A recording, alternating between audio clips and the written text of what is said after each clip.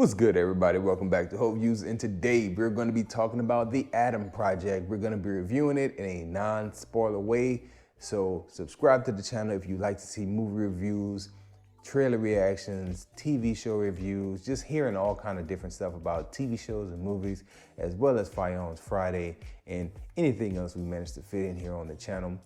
Question for today's video. I like to do questions and hopefully I get people to drop comments and tell me what they think.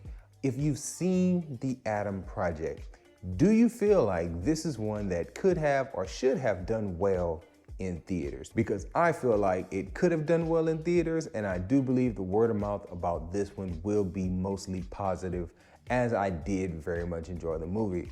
So let's go ahead and get into first the deeper themes with the Adam Project, and then talk about the movie in categories in a non-spoiler fashion. Not gonna talk about any real deep details from the movie. Discussing the Adam Project, I do want to talk about the main theme of the movie. You know, it might have been sold one way, but in truth, this movie really focuses on the love of a father. Our society might be in a place where we are constantly trying to shift the narrative or change the topics, but in truth, this movie is a very strong reminder that your trajectory in life is greatly determined by the relationship you have with your father. Now, I am a self-professed Christian believer in Jesus, and there's a whole lot of scripture that I could use to make this thing go one way, but let's not do that here today. Let's not talk about the biblical aspect of the love of a father. Let's just keep the impact of fathers the focus today and just look at society and, you know, what it means or how are you affected when your father is not present. Without a father in the home, there's a 4-time greater risk of poverty. Without the father in the home, a teen is 7 times more likely to become pregnant. Without a father in the home, you're more likely to have behavioral problems, more likely to face abuse and neglect. The mother and child's health are 2 times greater risk of infant mortality, which means it's a greater chance of the baby dying while it's in infancy, 2 times greater than if there's a father in the home.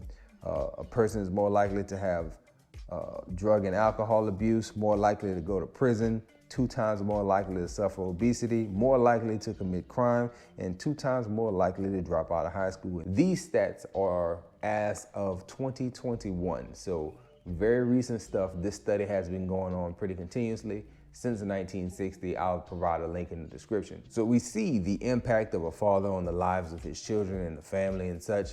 And this movie is a great highlight of that one aspect. You see throughout the film, the relationship with the dad character is paramount to this kid's development. And not to get into spoilers, but it was great to see all the different, very tender moments that were shared between characters when lamenting that father figure throughout the film.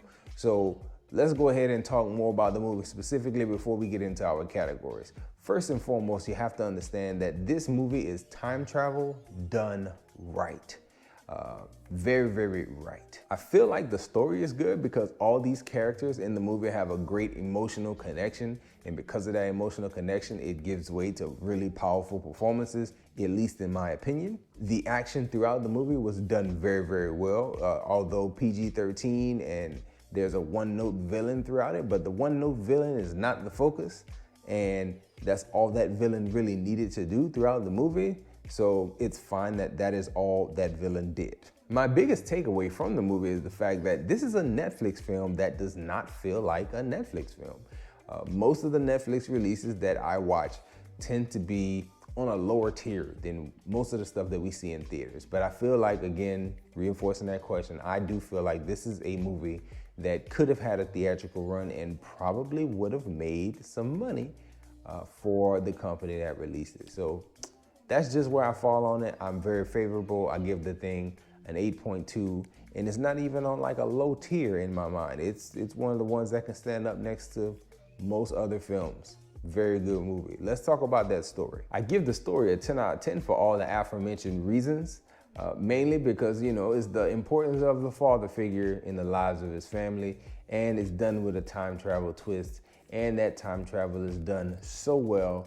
They don't get caught up in the science of it and all the theories that come along with it. They just kind of explain things on the go, things make sense in the universe that they're set in, and things feel great to keep it moving right along. The visuals, I give an 8 out of 10.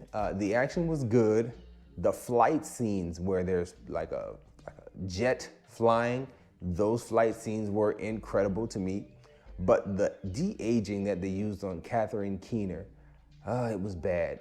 It showed up in the third act, so it's not like it's something continuous throughout the movie. But when it pops up in that third act, it's like, ooh. In the visuals category, we talk about the performances we see on screen. Ryan Reynolds does a great job here throughout the movie. Great performance overall from Ryan Reynolds. Jennifer Garner, who is, to me, she doesn't have enough moments in the things that she's featured in. Her last film that I saw that was like fully featured her was Peppermint. And while that was cool, that was not the top tier type stuff that we see from her. I feel from in this movie, you get top tier Jennifer Garner, even for a short amount of time. I'm speaking specifically to a scene in a bar. When you watch it, her and Ryan Reynolds really tear things up. It is very emotional, and they deliver quite well in that scene. And I was very impressed with Jennifer Garner here. And the other person that I was super impressed with in this movie was Walker Scobell. He is the young guy in the film, the kid of the movie. Very impressive. I was very impressed with him, and I do look forward to seeing him in more things, just to see what he's capable of, because he really knocks it out the park here. The pace, I give a 7 to it, because you get your exposition and your dialogue, and you're moving the story along between action set pieces. This is primarily an action comedy with a whole lot of heart. But by the time you get to the third act, I feel like I just want the story to just continue and not slow down again. And it does slow down again. And it makes it feel longer than what it is, in my opinion.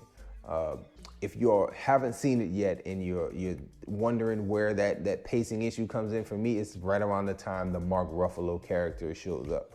When he shows up, it's like, okay, we have a moment. Now let's keep it moving. Let's get to the end. And it doesn't get to the end. It has more moments. And I get it, you know, it services that fatherhood, importance of a father storyline, and it really drives it home.